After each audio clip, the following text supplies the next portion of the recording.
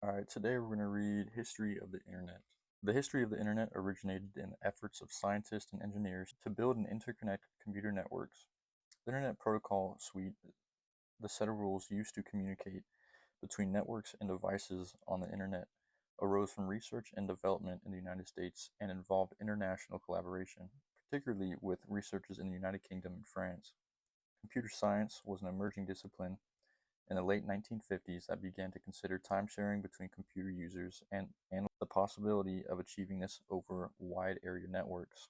JCR Licklider developed the idea of a universal network at the Information Processing Center Office IPTO of the United States Department of Defense DoD Advanced Research Project Energy Agency ARPA independently. Paul Barron at the RAND Corporation proposed a distributed network based on data in message blocks in the early 1960s, and Donald Davis conceived of a packet switching in 1965 at the National Physical Laboratory NPL, proposing a national commercial data network in the United Kingdom. ARPA awarded contracts in 1969 for the development of the ARPANET project, directed by Robert Taylor and managed by Lawrence Roberts.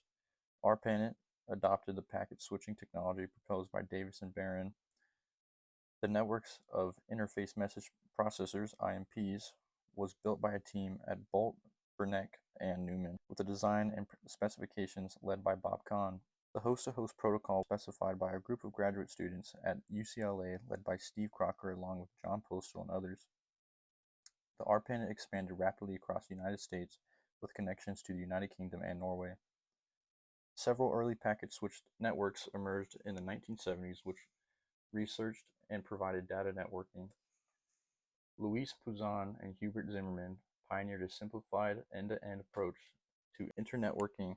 Peter Kirstein put internetworking into practice at University College London in 1973. Bob Metcalfe developed the theory behind Ethernet and the Park Universal Packet (ARPA) initiatives, and the International Network Working Group developed and refined ideas for networking in which multiple separate networks could be joined into a network of networks.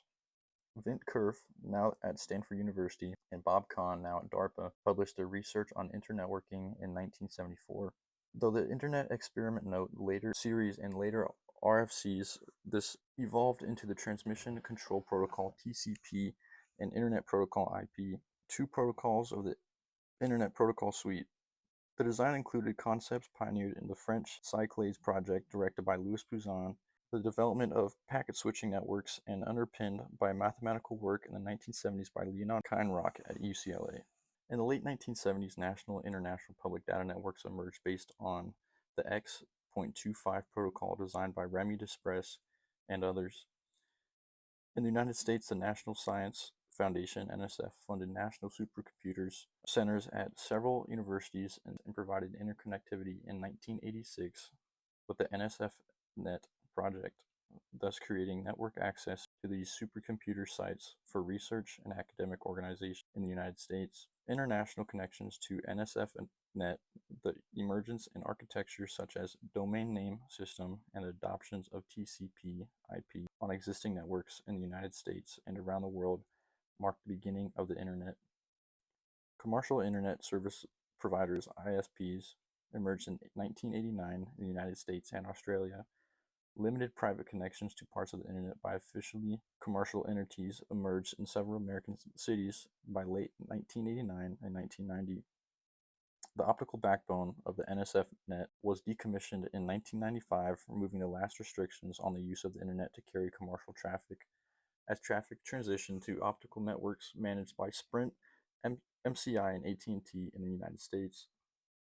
Research at CERN in Switzerland by the British computer scientist Tim Berners-Lee in 1989 to 1990 resulted in World Wide Web linking, an information system accessible by any node of the Internet. The dramatic expansion of the capacity of the Internet enabled by the advent and wave division multiplexing (WDM) and the rollout of fiber optic cables in the mid-1990s had a revolutionary impact on culture, commerce, and technology. This made possible the rise of near-instant communication by electric mail, instant messaging, voice over Internet protocol, telephone calls, video chat, and other World Wide Web, with its discussion forums, blogs, social networking services, and online shopping sites. Increasing amounts of data are transmissioned at higher and higher speeds over fiber optic networks operating at 1 gigabyte, 10 gigabytes, 800 gigabytes by 2019. The internet's takeover of the global communication landscape was rapid in historical terms. It only commuted 1% of the information flowing through two-way telecommunication networks in the year 1993, 51% by 2000, and more than 97% of the telecommunicated information by 2007. The internet continues to grow, driven by even greater amounts of online information, commerce, entertainment, and social networking services. However, the future of the global network may be shaped by regional differences. Precursors: telegraphy, the practice of transmitting messages between two places through an electromagnetic medium, dates back to the electrical telegraph in the late 19th century, which was the first fully digital communication system. Radiotelegraphy began to be used commercially in the early 20th century. Telex became an operational teleprinter service in the 1930s. Such systems were limited to point-to-point communication between two end devices. Informational theory: fundamental theoretical in telecommunication technology was developed by Harry Nyquist and Ralph Hartley in the 1920s. Information theory, as enacted by Claude Shannon in 1948, provided a firm theoretical underpinning to understand the trade-offs between signal-to-noise ratio, bandwidth, and free transmission in the presence of noise. Computers and modems. Early fixed-program computers in the 1940s were operated manually by entering small programs via switches in order to load and run a series of programs. As transistor technology evolved in the 1950s, central processing units and user terminals came into use by 1955. The mainframe computer model was devised, and modems such as the Bell 101 allowed digital data to be transmitted over regular, unconditioned telephone lines at low speeds by the late 1950s. These technologies made it possible to exchange data between remote computers. However, a fixed line link was still necessary. The point-to-point communication model did not allow for direct communication between any two arbitrary systems. In addition, the applications were specific and not general purpose. Examples included Sage 1958 and Sabre in 1960. Time sharing. Christopher Strachey, who became Oxford University's first professor of computation, filed a patent application in the United Kingdom. For June that year, he gave a paper time sharing in the Large Fast Computers at the UNESCO Information Processing Conference in Paris, where he passed the concept on to J.C.R. Licklider. Licklider, a vice president at Bolt Berac and Newman Inc. (BBN), promoted the idea of time sharing as an alternative to batch processing. John McCarthy at MIT wrote a memo in 1959 that broadened the concept of time sharing to encompass multiple interactive user sessions, which resulted in the Compatible Time Sharing System (CTSS) implemented at MIT. Other multi-user mainframe systems developed, such as Plato at the University of Illinois Chicago in the early 1960s. The Advanced Research Project Agency (ARPA) and the United States Department of Defense funded further research into time sharing at MIT through Project MAC. Inspiration. In August 1962, Licklider and Weldon Clark published a paper, Online Man-Computer Communication, which was one of the first descriptions of a networked future. In October 1962, Licklider was hired by Jack Runa as director of the newly established Information Processing Techniques Office (IPTO), with ARPA with a mandate to interconnect the United States Department of Defense main computers at Cheyenne Mountain, the Pentagon, and SAC HQ. There he formed an informal group with DARPA to further computer research. He began in 1963 describing a distributed network to the IPTO staff, whom he called members and affiliates of the Intergalactic Computer Network. Though he left the IPTO in 1964, 5 years before the ARPANET went live, it was his version of universal networking that provided the impetus for one of his successors, Robert Taylor, to initiate the ARPANET development. Licklider to the lead of IPTO in 1973 for 2 years. The infrastructure for telephone systems at the time were based on circuit switching, which required pre-allocation of a dedicated communication line for the duration of the call. Telegram services had developed store and forward telecommunication techniques. Western Union Automatic Telegraph Switching Systems Plan 55A was based on message switching. The U.S. military's Autodin network became operational in 1962. These systems, like SAGE, SBRE, still required rigid routing structures that were prone to single point of failure. The technology was considered vulnerable for in military to use because there was no alternative paths for the communication in case of a broken link. In the early 1960s, Paul Barron of the RAND Corporation produced a study of survivable networks in the U.S. military. For the U.S. military, in the event of nuclear war, information would be transmitted across distributed networks divided into what he called message blocks. Barron's design was not implemented.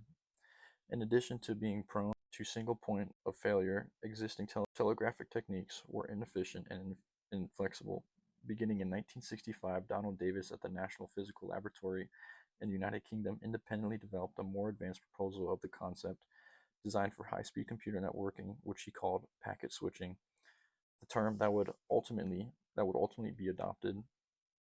Packet switching is a technique for transmitting computer data by splitting short standardized chunks, attaching routing information to each of these chunks, and transmitting them independently through a computer network. It provides better bandwidth utilization than traditional circuit switching used for telephony and enables the connection of computers with different transmissions and receiver rates. It is a distinct concept to the message switching networks that led to the Internet (NPL). Following discussions with J.C.R. Licklider in 1965, Donald Davis became interested in data communications for computer networks. Later that year, the National Physical Laboratory in the United Kingdom, Davis designed and proposed a national commercial data network based on packet switching. The following year, he described the use of switching nodes to act as routers in digital communication networks. The proposal was not taken up nationally, but he produced a design for a local network to serve the needs of the NPL and prove the feasibility of packet switching using high-speed data transmission. To deal with the packet permutations due to dynamically updated route preferences and to datagram losses unavoidable when fast sources send to a slow destination, he assumed that all users of the network will provide themselves with error control, thus inventing what came to be known as the end-to-end principle. In 1967, he and the first to use the term protocol in a modern data communication context. In 1968, Davis began building the Mark I packet switched network to meet the needs of the multidisciplinary laboratory and prove the technology under operational conditions. The network's development was described as a 1968 conference. Elements of the network became operational in early 1969. The first implementation of the packet switching and NPL network was the first to use high-speed links. Many other packet switching networks built in the 1970s were similar in nearly all aspects to Davis's original 1965 design. The Mark II version, which operated from 1973, used a layered protocol architecture. In 1977, there were roughly 30 computers, 30 peripherals, and 100 VDU terminals, all able to interact through the NPL network. The NPL team carried out simulation work on wide area packet networks, including datagrams, congestion, and research into internet working and secure communications. The network was replaced in 1986. ARPANET. Robert Taylor was promoted to the head of Information Processing Techniques Office at Advanced Research Project Agency in 1966. He intended to realize the glider's idea of an interconnected networking system. As part of the IPTO's role, 3 network terminals had been installed, one for the System Development Corporation in Santa Monica, one for Project Genie at University of California, Berkeley, and one for the Compatible Time-Sharing System project at Massachusetts Institute of Technology. Taylor's identified need for networking became obvious from the waste of resources apparent to him. Bringing in Larry Roberts from MIT in January 1967, he initiated a project to build such a network. Robert and Thomas Merrill had been researching computer time-sharing over wide area networks. Wide emerged during the late 1950s and became established during the 1960s at the first ACM Symposium on Operating System Principles in October 1967. Roberts presented a proposal for the ARPANET based on Wesley Clark's idea to use interface message processors to create a message switching network. At the conference, Roger Scantberry presented Donald Davis' work on hierarchical digital communications networks using packet switching in reference to the work of Paul Barron and RAND. Robert incorporated the packet switching and routing concept of Davis and Barron into ARPANET design and upgraded the proposal communication speed to 2.5 kilobytes to 50 kilobytes. ARPA awarded the contract to build the network to Bolt, Burnett, and Newman. The IMP guys, led by Frank Hart and Bob Kahn, developed the routing flow control, software design, and network control. The first ARPANET link was established between the Network Measurement Center at the University of California, Los Angeles, UCLA, Henry Somali School of Engineering and Applied Science, directed by Leonard Kleinrock, and the NLS system at Stanford Research Institute, directed by Douglas Engelbart in Menlo Park, California, at 22:30 hours on October 29, 1969. By December 1969, a four-node network was connected by adding the cellular, the Caller-Fried Interactive Mathematics Center at the University of California, Santa Barbara, followed by the University of Utah Graphics Department. In the same year, Taylor helped fund AlloNet, a system designed by Professor Norman Aberson and others at the University of Hawaii at Manoa. The transmitted data by radio between 7 computers on 4 islands on Hawaii. Steve Crocker formed the Network Working Group in 1969 at UCLA, where John Postel and others. He initiated and managed the request for comment process, which is still used today for proposing and distributing contributions. RFC1, entitled Host Software, was written by Steve Crocker and published on April 7, 1969. The protocol for establishing links between network sites and ARPANET, the network control program, was completed in 1970. These early years were documented in 1972 while Computer Networks, the Heralds of in 1972 film, Computer Networks, the Heralds of Resource Sharing. Roberts presented the idea of packet switching to the communication professional and faced anger and hostility. Before ARPANET was operating, they argued that the router buffers would quickly run out. After the ARPANET was operating, they argued packet switching would never be economic without the government's subsidy. Barron faced the same rejection and thus failed to convince the military into constructing a packet switching network. Early international collaborations via the ARPANET were sparse. Connections were made in 1973 to the Norwegian seismic array NORSAR via satellite link at the Tannum Earth Station in Sweden, and the Peter Kirstein's research group at University College London, which provided the gateway to British academic networks, the first international heterogeneous resource sharing network. Throughout the 1970s, Leonard Kleinrock developed the mathematical theory to model and measure the performance of packets on his earlier work on the application of theory to message switching systems. By 1981, the number of hosts had grown to 213. The ARPANET became the technical core of what would become the Internet and primary tool in developing the technologies used. The Merit Network. The Merit Network was formed in 1966 as the Michigan Educational Research Information Triad to explore computer networking between 3 of Michigan's public universities as means to help the state's educational and economic development. With initial support from the state of Michigan and the National Science Foundation (NSF), the packet switch network was first demonstrated in December 1971 when an interactive host-to-host connection was made between the IBM mainframe computer system at the University of Michigan in Ann Arbor and Wayne State University in Detroit. In October 1972, connections to the CDC mainframe at Michigan State University in East Lansing completed the first triad. Over the next several years, in addition to host-to-host interactive connections, the network was enhanced to support terminal-to-host connections, host-to-host batch connections, remote job submission, remote printing, batch file transfer, interactive file transfer, gateway to TimeNet and Telenet, public data networks, host attachments, gateways to X.25 data networks, Ethernet attached host, and eventually TCP, IP, and additional public universities in Michigan joined the network. All of this set the stage for Merit's role in the NSFNet project starting in the mid-1980s. Cyclades. The Cyclades packet switching network was a French research network designed and directed by Louis Pouzin.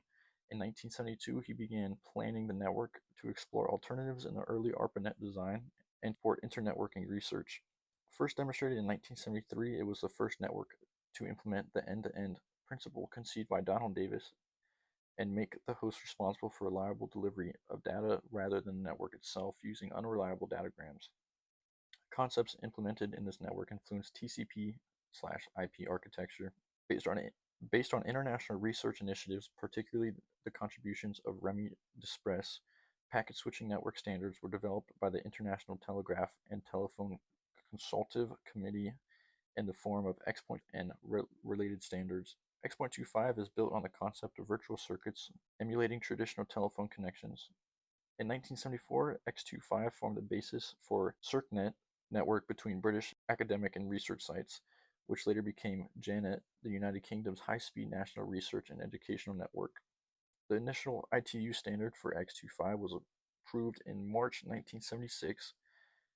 Existing networks such as Telenet in the United States adopted X.25, as well as new public data networks such as DataPack in Canada, Transpac in France. X.25 was supplemented by the X.75 protocol, which enabled internet working between national PTT networks in Europe and commercial networks in North America.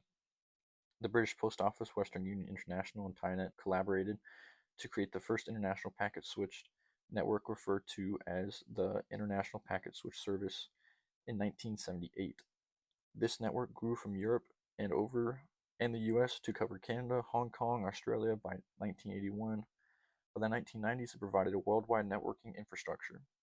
Unlike ARPANET, X.25 was commonly available for business use. Telenet offered its telemail electronic service, which was also targeted to enterprise use rather than the general email system of ARPANET. The first public dial-in networks used teleprinter terminal protocols to reach a concentrator operated in the public network. Some networks, such as Telenet and CompuServe, used X.25 to multiplex the terminal sessions into their packet switch backbones, while others, such as Tynet, used proprietary protocols. In 1979, CompuServe became the first service to offer electronic mail capabilities and technical support to personal computer users. The computer broke new ground again in 1980 as the first to offer a real chat with the CB simulator. Other major dial-in networks were America Only, AOL, and Prodigy, that also provided communication, content, and entertainment features. Many bulletin board systems, BBS network, also provided online access, such as FidoNet, which was popular amongst hobbyist computer users, many of them hackers and amateur radio operators. UUCP and Usernet. In 1979, two students at Duke University, Tom Truscott and Jim Ellis, originated the shell scripts to transfer news and messages on a serial line UUCP connection with nearby University of North Carolina at Chapel Hill. Following public release of the software in 1980, the mesh of UUCP host forwarding on the Usenet news rapidly expanded. UUCP, as it would later be named, also created gateways and links between FidoNet and dial-up BBS hosts. UUCP networks spread quickly due to lower cost involved ability to existing leased lines. X.25 links are even ARPANET connections, and the lack of strict use policies compared to later networks like CSNet and BitNet. All connections were local by 1981. The UUCP host had grown to 550, nearly doubling to 990 in 1984. Sublink Network, operating since 1987, officially founded in Italy in 1989, based its interconnectivity upon UUCP to redistribute mail and news groups messages throughout its Italian node, about 100 at a time, owned both by private individuals and small companies. Sublink networks evolved into one of the first examples of internet technology coming into use through popular diffusion, 1973 to 1989, merging the networks and creating the internet. With so many different networking methods seeking interconnection, a method was needed to unify them. Luis Pouzan initiated the Cyclades project in 1972, building on the work of Donald Davis and ARPANET. An international network working group formed in 1972. Active members included Vint Cerf from Stanford University, Alex McKenzie from BBN, Donald Davis and Roger Scantlebury from NPL, Luis Pouzan, and Hubert Zimmerman from IRIA. Pouzan coined the term cadenet for concatenated network. Bob Metcalfe at Xerox PARC outlined the idea of Ethernet and PARC universal packets for internet working. Bob Kahn, now at DARPA, recruited Vint Cerf to work with him on the problem. By 1973, these groups had worked out a fundamental reformulation in which the difference between network protocols were hidden by using Internet Working Protocol. Instead of network being responsible for reliability, as in the ARPANET, the host became responsible. Kerf and Kahn published their ideas in May 1974, which incorporated concepts implemented by Louis Pouzin, Hubert Zimmermann, and the Cyclades network. The specification of the resulting protocol, the Transmission Control Program, was published in RFC 675 by the Network Working Group in December 1974. It contained the first attested use of the term Internet as a shorthand for Internet working. This software was monolithic in design, 2 simplex communication channels for each user session. With the role of network reduced to the core of functionality, it's possible to exchange traffic with other networks independently from their detailed characteristics, fundamental problem of Internet working. DARPA agreed to fund the development of protocol software. Testing began in 1975, though concurrent implementations at Stanford, BBN, and University College London. After several years of work, the first demonstration of a gateway between the Packet Radio Network in the SF Bay Area and the ARPANET was conducted by Stanford Research Institute. On November 22, 1977, a 3-network demonstration was conducted, including the ARPANET and SRI's packet radio van on the Packet Radio Network and the Atlantic Packet Satellite Network (SATNET), including a node at UCL. The software was redesigned as a modular protocol stack using full duplex channels between 1976 and 1977. Jürgen Dahlal and Robert Metcalfe, among others, proposed separating TCP's routing and transmission control into 2 discrete layers, which led to the splitting of Transmission Control Program and the Transmission Control Protocol and the Internet Protocol in versions 3, 1976. RFC 79. Version 4 was described in IETF publication RFC 791, September 1981. 793. It was installed on SATNET in 1982 and the ARPANET in January 1983 after the DoD made it standard for all military computer networking. This resulted in a networking model that became known informally as TCP/IP. It was also referred to the Department of Defense model or DARPA model. Kerf credits his graduate students Jürgen Dahlal, Carl Shinstein, Judy Estrin, Richard A. Karp, and Gennard Leland on design and testing. DARPA sponsored or encouraged the development of TCP/IP implementations for many operating systems, from ARPANET to NSFNet. After the ARPANET had been up and running for several years, ARPA looked for another agency to hand off. ARPA's primary mission was funding cutting-edge research and development, not running a communications utility. In July 1975, the network was turned over to the Defense Communication Agency, also part of the Department of Defense. In 1983, the U.S. military portion of the ARPANET was broken off as a separate network. The MILNET subsequently became the unclassified but military-only NIPRNet, in parallel with the secret-level SIPRNet and JWICS for top secret and above. NIPRNet does have controlled security gateways to public internet.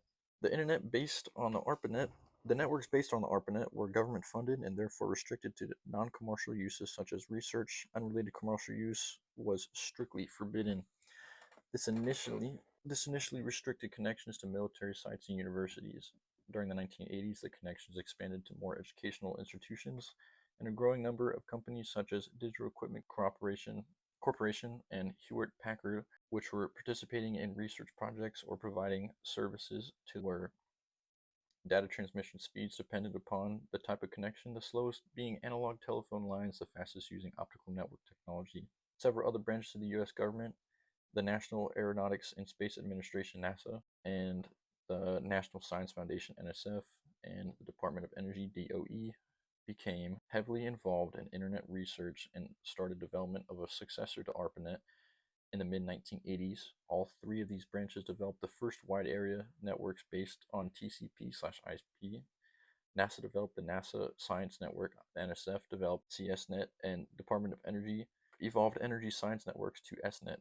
NASA developed the TCP/IP-based NASA Science Network, NSN, in the mid-1980s, connecting space scientists to data and information stored anywhere in the world. In 1989, the DECnet-based Space Physics Analysis Network, SPAN, and the TCP/IP-based NASA network, NSN, were brought together at NASA Ames Research Center, creating the first multi-protocol wide area networking called the NASA Science Internet, or NSI. NSI was established to provide a totally integrated communication infrastructure to the NASA scientific community for advancement of Earth, space, and life sciences. As a high-speed multi-protocol international network, NSI provided connectivity to over 20,000 scientists across all 7 continents. In 1981, NSF supported the development of the Computer Science Network, CSNet.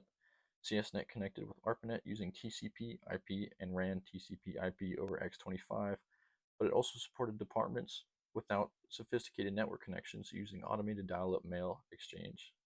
CSNet played a central role in popularizing the internet outside of ARPANET. In 1986, NSF created NSFNet, a 58 kilobyte backbone to support the NSF-sponsored supercomputing centers. The NSFNet also provided support for the creation of regional research and educational networks in the United States and for the connection of university and college campus networks to the regional networks. The use of NSFNet and the regional networks was not limited to supercomputer users, and the 58 kilobyte network quickly became overloaded. NSFNet was upgraded to 1.5 megabytes in 1988 under a cooperative agreement with the Merit Network in partnership with IBM, MCI, and the state of Michigan. The existence of NSFNet and the creation of federal internet exchanges allowed the ARPANET to be decommissioned in 1990. NSFNet was expanded and upgraded to dedicated for optical amplified systems capable of delivering T3 startup speeds or 45 megabytes in 1991. However, the T3 transition from MCI took longer than expected and allowed Sprint to establish a coast-to-coast long-distance commercial internet service. When NSFNet was decommissioned in 1995, its optical network backbones were handed off to several commercial internet service providers, including MCI, PSINet, and Sprint. As a result, when the handoff was complete, Sprint and its Washington, D.C. network access points began to carry internet traffic, and by 1996, Sprint was the world's largest carrier of internet traffic. The research and academy community continues to develop and use advanced networks such as Internet 2 in the United States and JANET in the United Kingdom. Transition towards the Internet. The term Internet was reflected in the first RFC published on the TCP/IP protocol. Internet Transmission Control Program, December 1974, was a short form of Internet working when the two terms are used interchangeably. In general, an Internet was a collection of networks linked by a common protocol. In the time period when ARPANET was connected to the newly formed NSFNet project and was used as the name of the network, Internet began being the large and global TCP/IP network, opening the Internet and the fiber optic backbone to cooperate and consumers increased demand for the network capacity. The expanse and delay to test a fiber bandwidth expansion alternative that had been pioneered in the late 1970s by Optelecom, using interactions between light and matter such as lasers and optic devices used for optical amplification and wave mixing. This technology became known as wave division multiplexing. Bell Labs developed a 4-channel WDM system in 1995 to develop a mass capacity defense WDM system. Optelecom and its former head of light systems research, David R. Huber, formed a new venture, Ciena Corp, that deployed the world's first defense WDM system on the Sprint fiber network in June 1996. This was referred to as the real start of optical networking. As interest in networking grew by needs of collaboration, exchange of data, and access of remote computing resources, internet technology spread throughout the rest of the world. The hardware-agnostic approach in TCP/IP supported the use of existing network infrastructures such as International Packet Switch Services, X25 network to carry internet traffic. Many sites unable to link directly to the internet created simple gateways for the transfer of electronic mail. The most important application of the time, sites with only intermittent connections used UUCP or FidoNet and relied on the gateways between these networks and the internet.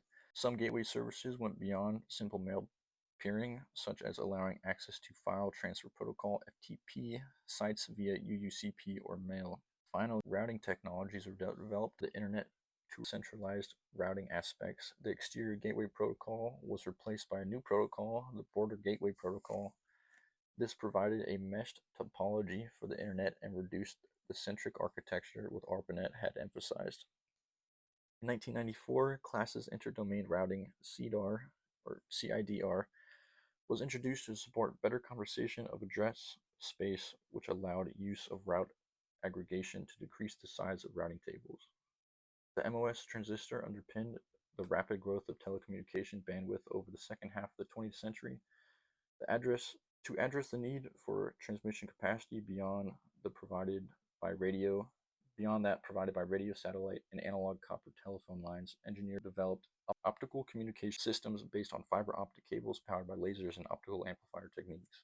The concept of lasing arose from 1917 paper by Albert Einstein on quantum theory of radiation. Einstein expanded upon a conversation with Max Planck on how atoms absorb and emit light, part of a thought process that with the input from Erwin Schrödinger, Werner Heisenberg, and others gave rise to quantum mechanics. Specifically, in his quantum theory, Einstein mathematically determined that light could be generated not only by spontaneous emission, such as the light emitted by incandescent light or the sun, but also by stimulated emission. 40 years later, on November 13th, 1957, Columbia University physics student Gordon Gould first realized how to make stimulated emissions through a process of optical amplification.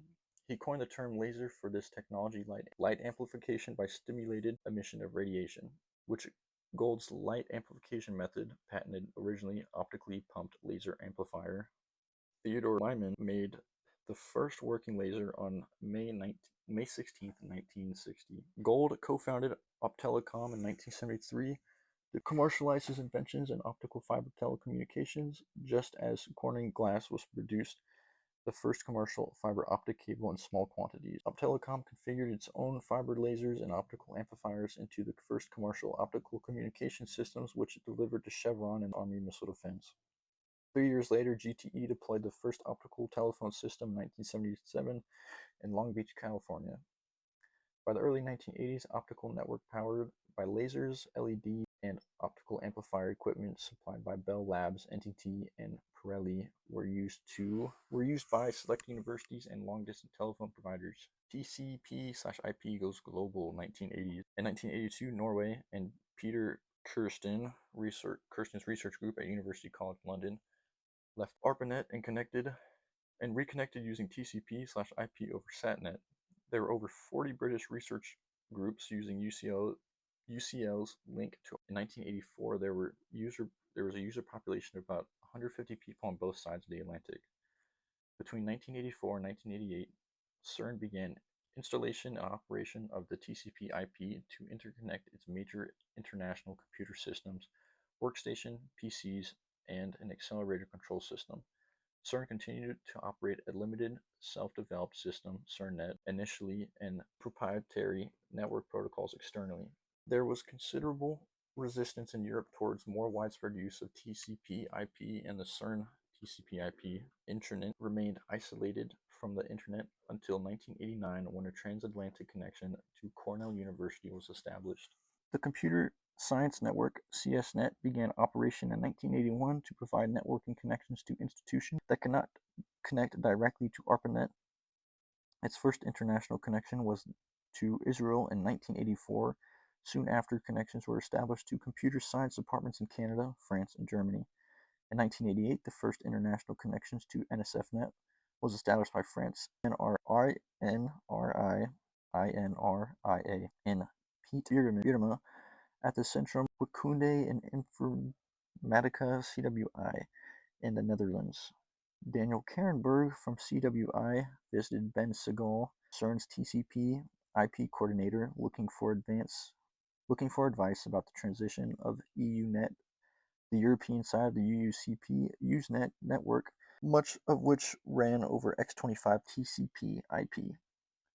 The previous year, Segal had met with Bosak from the then still small company Cisco about purchasing TCP/IP routers for CERN, and Segal was able to give Karenberg advice and forward him on to Cisco for the appropriate hardware. This expanded the European portion of the Internet across the existing UUCP network. The NordNet connection to NSFNet was in place soon after, providing open access to university students in Denmark, Finland, Iceland, Norway, and Sweden. In January 1989, CERN opened its first external TCP/IP connections. This coincided with the creation of Resox IP Europeans, RIPE, initially a group of IP network administrators who met regularly to carry out coordination work together. Later in 1992, RIPE was formally registered as a cooperative in Amsterdam. The United Kingdom's National Research and Education System, NREN, JANET, began operation in 1984 using the UK's Coloured Book Protocol and connected to NSFNet in 1989. In 1990, JANET Internet Protocol on the existing network. The same year, Di Davis introduced Internet technology into the European NREN EuropaNet, which was built on the X25 protocol. The European Academic and Research Network and RARE adopted IP around the same time, and the European Internet backbone, EBONE, became operational in 1992. Nonetheless, for the period in the late 1980s and early 1990s, engineers, organizations, and nations were polarized over the issue of which standards the OSI model or Internet Protocol Suite would result in the best and most robust computer system networks. The link to the Pacific. Japan, which had built the UUCP-based network in June in 1984, connected to CSNet and later the NSFNet in 1989, making the spread of Internet to Asia. South Korea set up a two-node domestic TCP/IP network in 1982, the System Development Network, adding a third node near. SDN was connected to the rest of the world in August 1983 using UUCPI Unix to Unix copy, connected to CSNet in December 1984, and formally connected to the NSFNet in 1990. In Australia, ad hoc networking in ARPA and in between Australia universities formed in the late 1980s based on various technologies such as X25, UUCPNet, and via a CSNet. These were limited in their connection to the global due to their cost of making individuals international UUCP dial-up or X25 connections. In 1989, universities joined to push towards using IP protocols to unify their networking infrastructures. AARNet was formed in 1989 by Australian Vice Chancellor's Committee and provided a dedicated IP-based network for Australia.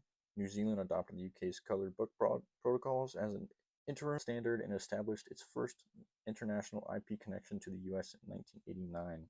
1990 to 2003, rise of the global internet. Initially, as with its predecessor networks, the system that would evolve into the network was primarily for government and government body use, although commercial use was forbidden. The exact definition of commercial use was unclear. UCPNet and the X25 IP had no restrictions, which would eventually see the official bearing of the UUCPNet using the ARPANET and connections.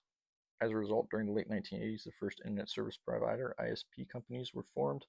Companies like PSINet, UUNet, Netcom, and Portable Software were formed to provide service to the regional networks and provide alternate network access, UUCP-based email, Usernet news to the public. In 1989, MCI Mail became the first commercial email provider to get an experimental gateway to the internet. The first commercial dial-up ISP in the United States was The World, which opened in 1989. Internet use in wider society. The invention of the World Wide Web by Tim Berners-Lee CERN as an application on the internet brought many social and commercial uses to what was at the time a network of networks for academic and research institutions. The web opened to the public in 1991 and began to enter general use in 1993 to 1994 when websites for everyday use started to become available. I don't know how many people want to listen to me for an hour.